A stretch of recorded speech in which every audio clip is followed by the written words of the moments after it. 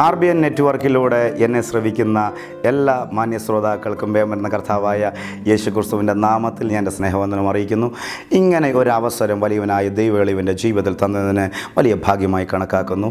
എൻ്റെ 17-ാം വയസ്സിൽ കർത്താവിൻ്റെ വേലയ്ക്ക് വേണ്ടി എന്നെ വിളിച്ച ദൈവത്തിന് ഞാൻ ആദ്യമായി സ്തോത്രമർപ്പിക്കുന്നു. വിശ്വസ്തനെന്ന് എണ്ണി പൗലോസ് പറഞ്ഞതുപോലെ മുമ്പേ ഞാൻ ദൂഷകനായിരുന്നു, ഉപദ്രവകാരിയായിരുന്നു, നിഷ്ഠൂരനായിരുന്നു.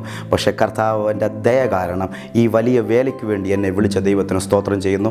എൻ്റെ പിതാവും മാതാവും, എൻ്റെ പിതാവിൻ്റെ പേര് TV വർഗീസ്, എൻ്റെ മാതാവിൻ്റെ പേര് ഗ്രേസി വർഗീസ്, ഒരു വർഷങ്ങളായിട്ട് കർത്താവിൻ്റെ വേല ചെയ്ത് അതേ പാത എളിയവനും ആണെങ്കിൽ പിന്തുടരുവാൻ ദൈവം തന്ന വലിയ ഭാഗ്യമായി കണക്കാക്കുന്നു. എൻ്റെ പേര് ഫെയ്ത്സൺ T വർഗീസ് എന്നാണ്. എൻ്റെ ഭാര്യ റിജോയ്സ് ഫെയ്ത്സൺ. എനിക്ക് 2 ആൺമക്കളെ പരിശുദ്ധ പിതാവ് തന്നിട്ടുണ്ട്. ഞങ്ങൾ കുടുംബമായി കർത്താവിൻ്റെ വേലയിലായിരിക്കുന്നു.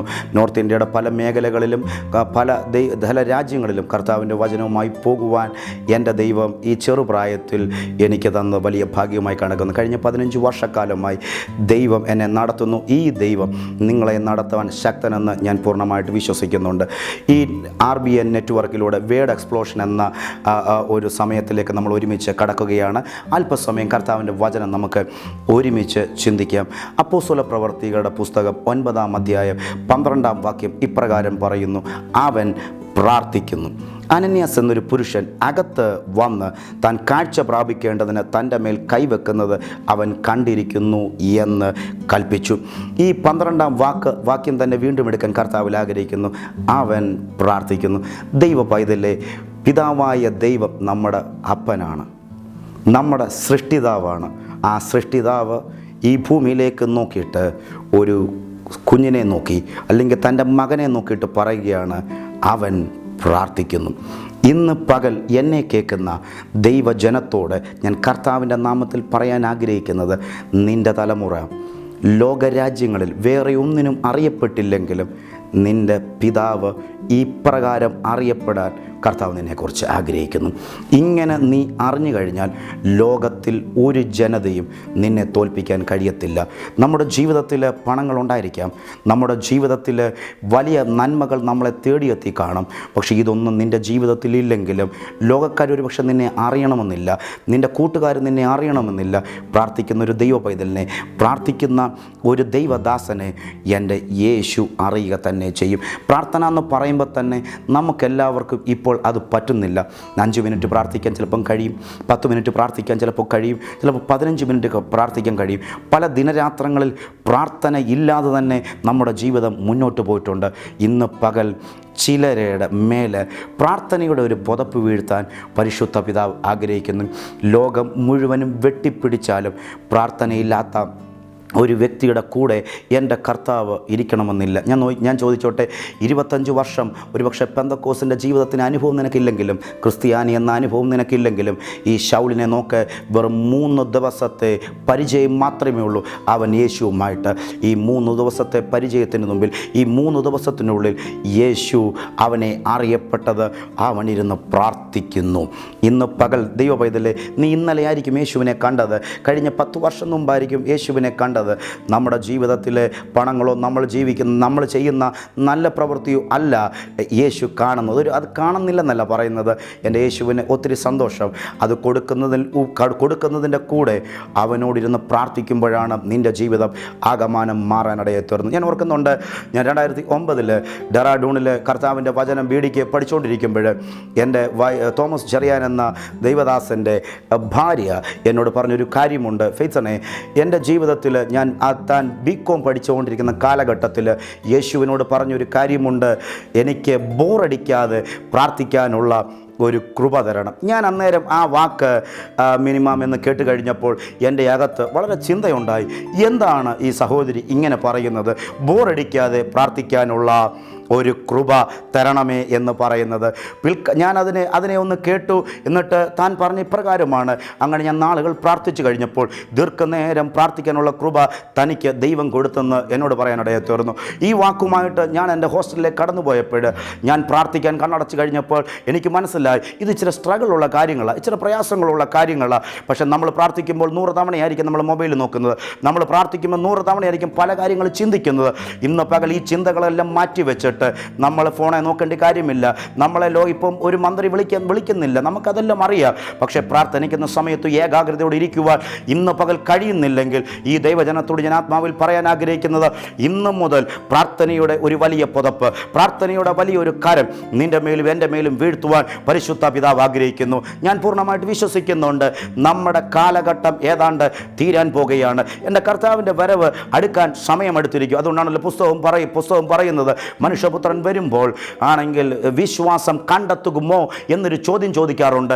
നമ്മുടെ ജീവിതത്തിൽ വിശ്വാസം താഴാനല്ല, വിശ്വാസത്തിൽ ഓരോ ദിനങ്ങൾ തോറും വർദ്ധിപ്പിക്കാനാണ് ദൈവം ആഗ്രഹിക്കുന്നത്. ഇതിൻ്റെ പശ്ചാത്തലത്തിലേക്ക് നമ്മൾ വരുമ്പോൾ നമുക്കെല്ലാവർക്കും അറിയാം, ദമാസ്കസിൻ്റെ പടിവാതിൽക്കൽ വെച്ച് പരിശുദ്ധ പിതാവ് യേശു ക്രിസ്തുവിൻ്റെ കരം ഈ ശൗലിനെ തൊടുവാനിടയെ തീർന്നു. സൂര്യനെ വെല്ലുന്ന വെളിച്ചം തൻ്റെ മേൽ പതിച്ചിട്ട് താൻ യാത്ര ചെയ്യുന്ന കുതിരയുടെ മണ്ടയ്ക്ക് നിന്ന് താഴെ പോവാനിടയെ തീർന്നു. എന്നിട്ട് ഈ ശൗല് ചോദിക്കുന്ന ഒരു ചോദ്യമുണ്ട്, നീ ആരാകുന്നു കർത്താവേ എന്ന് അവൻ ചോദിച്ചതിന്, നീ ഉപദ്രവിക്കുന്ന യേശു ആകുന്നു ഞാൻ എന്ന് പറയാനിടയെ തീർന്നു. എന്നെ വളരെ ചിന്തിപ്പിക്കാനിടയെ തീർന്നു. നമ്മൾ ഒരു നിമിഷം ഒന്ന് ചിന്തിക്കണം.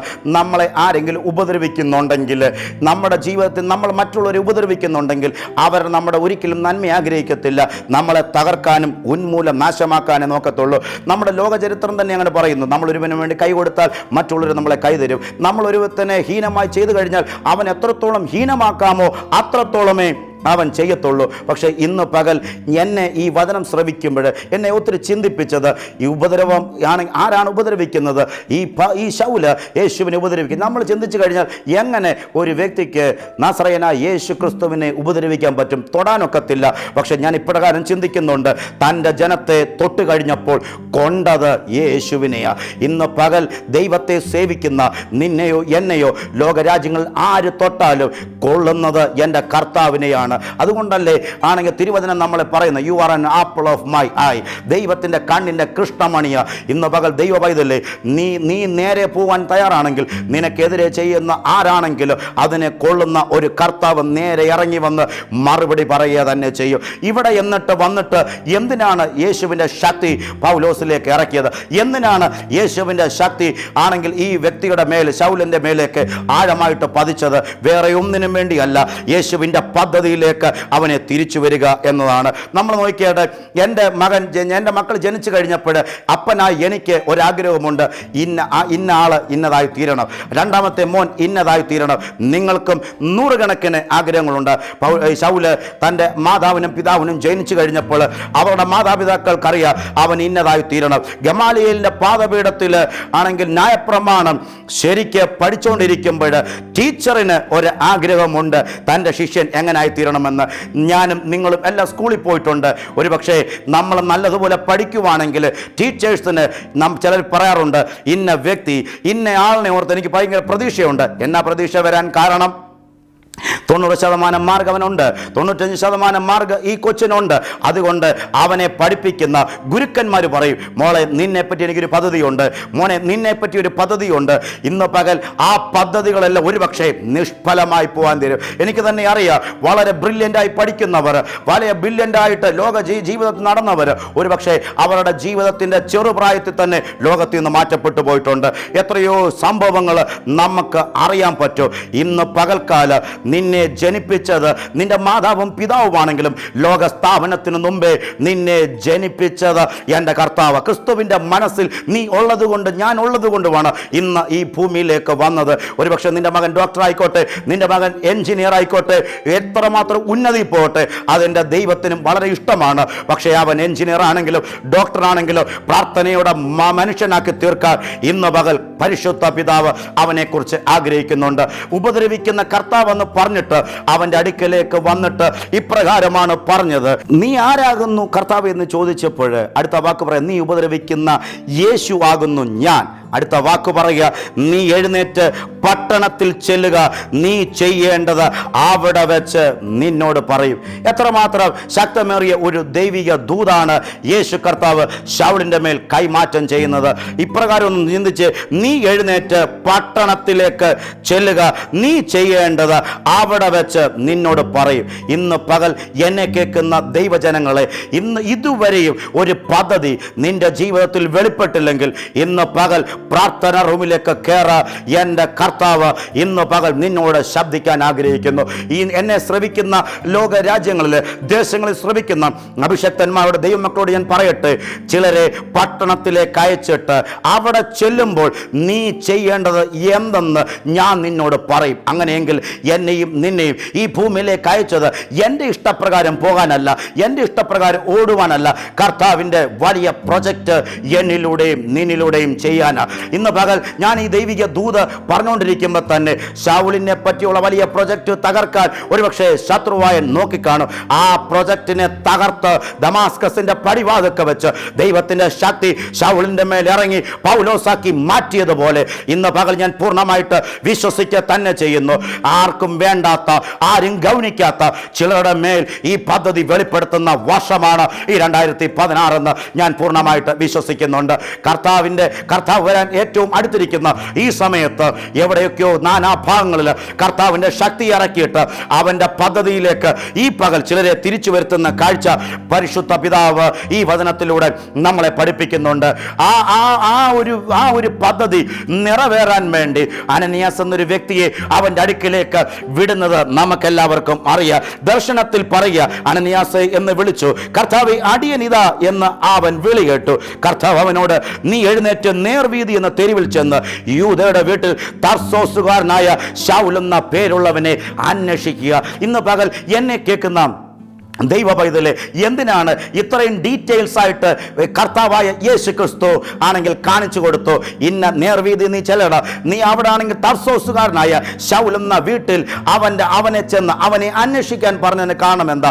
ഇന്ന് പകൽ ആണെങ്കിൽ തടിയിൽ ഹൗസ്, കൊറ്റനാട് PO ആണെങ്കിൽ കുമ്പളം ദാനം എന്ന റാന്നിയിൽ എൻ്റെ സ്ഥലം എല്ലാം പറഞ്ഞു കൊടുത്ത് ഒരുവൻ എൻ്റെ വീട്ടിൽ വന്നു കഴിഞ്ഞാൽ ഒരുപക്ഷെ എന്നെ അന്വേഷിക്കേണ്ട കാര്യമില്ല. ഇന്ന് പകൽ ഞാൻ പൂർണ്ണമായിട്ട് വിശ്വസിക്കുന്നുണ്ട്. ഒരു കാലഘട്ടത്തിൽ എന്താണ് ഇവിടെ സംഭവിക്കുന്നത്?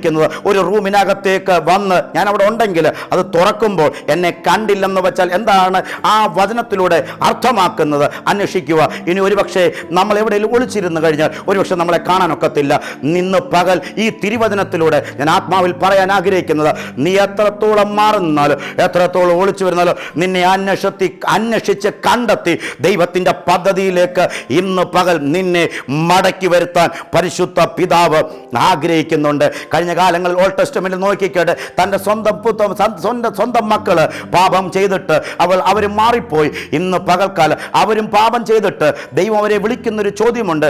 ആണെങ്കിൽ ആദാമേ നീ എവിടാ, ഹവ്വേ നീ എവിടെയാ? അവർക്ക് ദൈവത്തിന് മുമ്പിൽ വരാനൊക്കത്തില്ല. അന്നത്തെ കാലഘട്ടത്തിൽ ഓൾഡ് ടെസ്റ്റമെന്റിൽ തോട്ടത്തിൽ നിന്ന് പുറത്താക്കിയാണ് ദൈവമാണെങ്കിൽ പണിഷ് ചെയ്ത്. ഇന്ന് പകൽ പുതിയ നിയമത്തിൽ എനിക്കും നിനക്ക് ഒരു വലിയ ദയ പരിശുദ്ധാത്മാവ് തരികയാ. നീ ചെയ്യുന്ന പാപം കണ്ടിട്ട് നിന്നെ പുറത്താക്കുകയല്ല, നിന്നെ അകത്തേക്ക് വിളിച്ചിട്ട് നിന്റെ മേൽ അഭിഷേകം തന്ന് ദൈവത്തിൻ്റെ പദ്ധതി നിന്റെ മേൽ വരുത്തുക തന്നെ ചെയ്യുമെന്ന് ഞാൻ പൂർണ്ണമായിട്ട് വിശ്വസിക്കുക തന്നെ ചെയ്യുന്നുണ്ട്. അനന്യാസിനോട് ഇത് പറയുമ്പോൾ അനന്യാസ് യേശുവിനോട് പറയുന്ന ഒരു കാര്യമുണ്ട്. അവനെ പറ്റി ഞാൻ ഒത്തിരി കേൾക്കുന്നുണ്ട്. അവൻ ആണെങ്കിൽ ഒരു ഉപദ്രവകാരിയാ. ഇപ്രകാരമാണ് പറയുന്നത്, ഹീ ഈസ് എ പെർസിക്യൂട്ടർ എന്നൊക്കെ ആണെങ്കിൽ അനന്യാസ് ശൗലിനെ പറ്റി പറയുമ്പോൾ ഇപ്രകാരമാണ് യേശു കർത്താവ് ആണെങ്കിൽ അനന്യാസിനോട് പറയുന്നത്, ഹി ഈസ് മൈ ഇൻസ്ട്രുമെന്റ് എന്ന് പറയുന്ന ഒരു ദൈവത്തെ എത്ര പേർക്ക് കാണാൻ കഴിയുന്നുണ്ട്? അവൻ എൻ്റെ മാനപാത്രമാ, നീ അവൻ്റെ അടുക്കലേക്ക് പോക. ഇന്ന് പകൽ എന്നെ കേൾക്കുന്ന ഈ മാന്യ ശ്രോതാക്കളോട് ഞാൻ ആത്മാവിൽ പറയാൻ ആഗ്രഹിക്കുന്നത്, ലോകരാജ്യങ്ങൾ നീ എവിടെയായാലും ദൈവത്തിൻ്റെ വേലയ്ക്ക് വേണ്ടി, ദൈവത്തിൻ്റെ പദ്ധതിക്ക് വേണ്ടി എൻ്റെ യേശു ഇന്ന് പകൽ നിന്നെ വിളിക്കുക തന്നെ ചെയ്യുകയാണ്. അങ്ങനെ ചെയ്തു കഴിഞ്ഞാൽ ദൈവം നിന്റെ കൂടെ ഉണ്ട്. ഈ പ്രാർത്ഥിക്കുന്ന ഒരു ദൈവ പൈതലിൻ്റെ കൂടെ എൻ്റെ യേശു ഇന്ന് മാത്രമല്ല എൽക്കാലത്ത് നിന്റെ കൂടെ നിൽക്കുവാൻ എൻ്റെ യേശുവിന് കഴിയും. അതിൻ്റെ 22-ാം വാക്യത്തിൽ ഇപ്രകാരമാണ് പറയുന്നത്, ശൗലോ മേൽക്കുമേൽ ശക്തി പ്രാപിച്ചു. എന്താ ദൈവമക്കളെ ഇത് നമ്മളെക്കുറിച്ച് ആഗ്രഹിക്കുന്നത്? എൻ്റെ ദൈവം പറയുന്നത്, പ്രാർത്ഥിക്കുന്ന ഒരു മകൻ്റെ മേൽ, പ്രാർത്ഥിക്കുന്ന ഒരു ദൈവദാസിയുടെ മേൽക്കുമേൽ നീ ശക്തി പ്രാപിക്കും. ഇന്ന് പകൽക്കാലം ഞാൻ യേശുവിൻ്റെ നാമത്തിൽ എന്നെ ശ്രവിക്കുന്ന ദൈവജനത്തിനു വേണ്ടി ഞാൻ പ്രാർത്ഥിക്കാൻ ആഗ്രഹിക്കുന്നത്, പ്രാർത്ഥിക്കുന്ന ഒരു വ്യക്തിയെ തൊടാൻ ഒരു ശക്തിയും കഴിയത്തില്ല. പ്രാർത്ഥിക്കുന്ന ഒരു വ്യക്തിയെ തൊടാൻ ഒരു ശക്തിക്ക് ദൈവം അനുവദിക്കത്തില്ല. എൻ്റെ കൂടെ ചേർന്ന് ഒരു നിമിഷം നമുക്ക് കണ്ണുകളടയ്ക്കാം, പ്രാർത്ഥിക്കാം. ഇന്ന് പകൽ പ്രാർത്ഥിക്കുക. ദൈവമേ, പലപ്പോഴും പ്രാർത്ഥിക്കുവാൻ എനിക്ക് കഴിയുന്നില്ല. രാവിലെയും വൈകിട്ടും ഒരു നാമമാത്രമായി പ്രാർത്ഥിക്കുന്ന ഒരു ക്രിസ്ത്യാനിയായി തീരാതെ ദൈവത്തിൻ്റെ മനസ്സിൽ കയറാൻ പ്രാർത്ഥനയിൽ നീ ആഗ്രഹിക്കുമെങ്കിൽ എൻ്റെ കർത്താവ് ലോകത്തിൽ നിന്നെ ഇൻട്രൊഡ്യൂസ് ചെയ്യാൻ പോകുകയാണ്. ഒരു നിമിഷം എന്നോട് കൂടെ ചേർന്ന് പ്രാർത്ഥിക്കട്ടെ. സ്വർഗീയ നല്ല പിതാവേ, ഇങ്ങനെയുള്ള ജനങ്ങളെ ഞാൻ അനുഗ്രഹിച്ച് പ്രാർത്ഥിക്കുന്നു. ഇന്ന് പകൽ പ്രാർത്ഥിക്കാൻ ആഗ്രഹമുള്ള ഈ കൂട്ടത്തെ പിതാവിൻ്റെയും പുത്രൻ്റെയും പരിശുദ്ധാത്മാവിൻ്റെ നാമത്തിൽ ഞാൻ അനുഗ്രഹിച്ച് പ്രാർത്ഥിക്കുന്നു. നല്ലൊരു പ്രാർത്ഥന അന്തരീക്ഷത്തിലേക്ക് ഈ കൂട്ടങ്ങൾ, തലമുറകൾ കർത്താവെ വരുവാൻ ഞാൻ അങ്ങയോട് പ്രാർത്ഥിക്കുന്നു. എൻ്റെ ദൈവം അങ്ങനെ ചെയ്യുന്നതിനെ ഓർത്ത് ഞാൻ ദൈവത്തെ സ്തുതിക്കുന്നു. യേശു ക്രിസ്തുവിൻ്റെ നാമത്തിൽ പ്രാർത്ഥിച്ച് അനുഗ്രഹിക്കുന്നു. പ്രാർത്ഥന കേട്ടതിനായി സ്തോത്രം. യേശുവിൻ്റെ നാമത്തിൽ തന്നെ ആമേൻ. ഈ വചനം കേട്ട എല്ലാവരെയും കർത്താവ് അനുഗ്രഹിക്കുമാറാകട്ടെ. God bless you all.